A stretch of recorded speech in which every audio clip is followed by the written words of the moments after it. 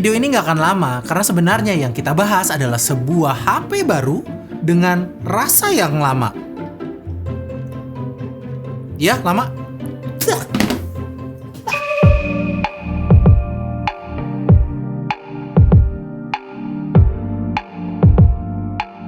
Halo sob, balik lagi sama Molly di sini. Ya, tadi di awal saya mention soal HP baru dengan rasa yang lama. Mungkin itu yang saya rasakan sama HP baru dari Apple ini, iPhone SE 2020. Ada embel-embel 2020 karena kalau nggak dikasih 2020 kalian mungkin akan bingung ya.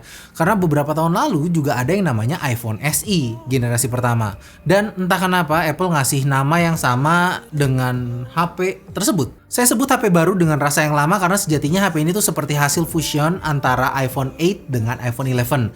Dengan kata lain, kalian tuh dapat feel pegang iPhone 8 dengan performa iPhone 11. Secara fisik, HP ini tuh nyaris identik dengan iPhone 8. Bedanya cuma posisi logo Apple yang sekarang tuh agak di tengah dan tulisan tanpa iPhone di bagian belakang.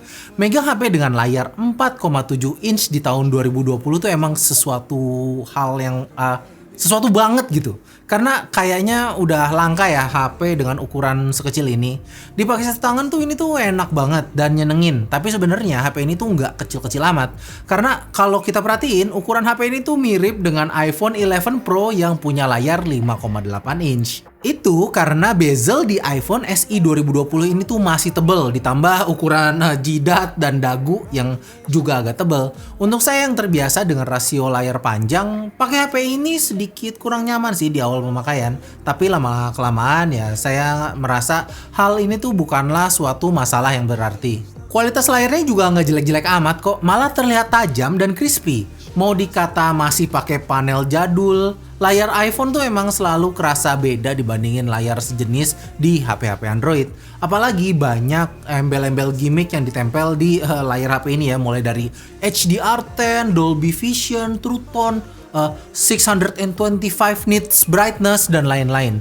Dan saya merasa poin-poin yang saya sebut barusan tuh nggak sepenuhnya gimmick semata, karena memang kualitas layar di HP ini tuh emang bagus banget sob. Di depan kita tuh masih menemukan sensor fingerprint khas iPhone zaman dulu, dimana di masa pandemi ini fingerprint kayak begini tuh justru malah lebih kepake. Nggak kayak Face ID Apple yang mendadak jadi useless ya, karena buat buka HP kita tuh terpaksa pakai pin gitu, atau mau nggak mau ya kudu buka masker. Nyebelin banget dah. Kalau ngomongin performa, rasanya CPU-nya Apple itu emang susah buat dicela. Apple A13 Bionic bukanlah prosesor baru, tapi tetap jadi salah satu yang paling ngebut. Bahkan mungkin bisa bersaing dengan Snapdragon 865 sekalipun. HP ini saking ngebutnya sampai bingung mau diapain. Malah terkadang tuh saya ngerasa kayak mubazir gitu.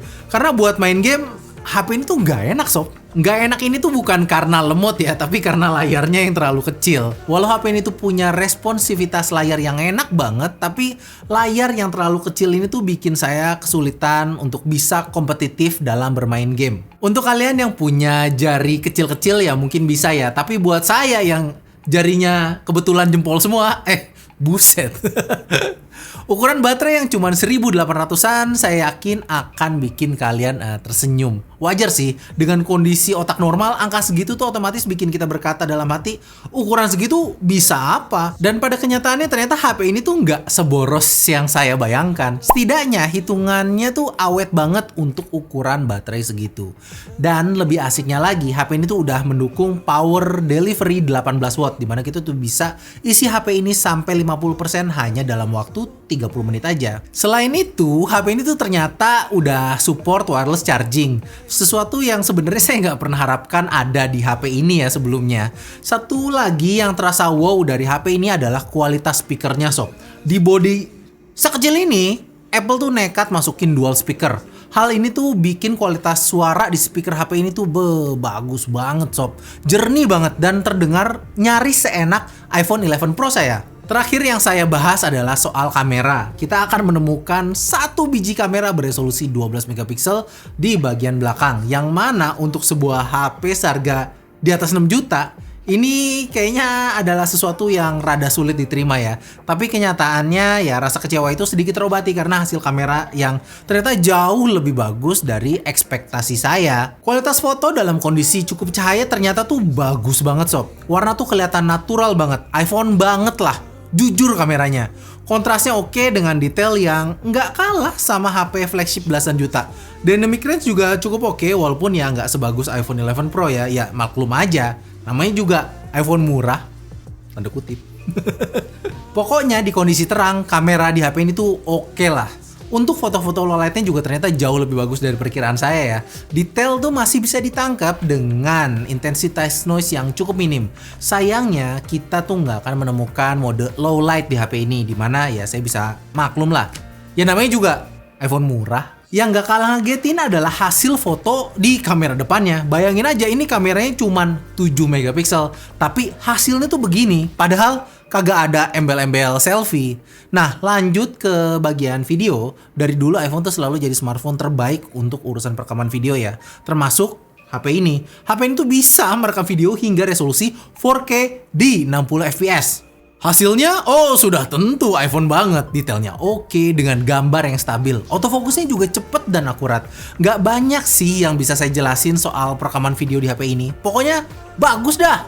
Oke, kesimpulannya HP ini tuh bagus. Bisa dibilang ini adalah HP murah terbaik yang pernah Apple buat. Kalau sobat pengen punya iPhone tapi budget tipis, iPhone SE 2020 ini tuh bisa jadi pilihan yang sangat bagus. Tapi memang nggak ada HP yang sempurna. Sebagus-bagusnya HP, pasti punya kekurangan. Setidaknya saya tuh menemukan ada 2 alasan kuat kenapa sobat sebaiknya jangan beli HP ini.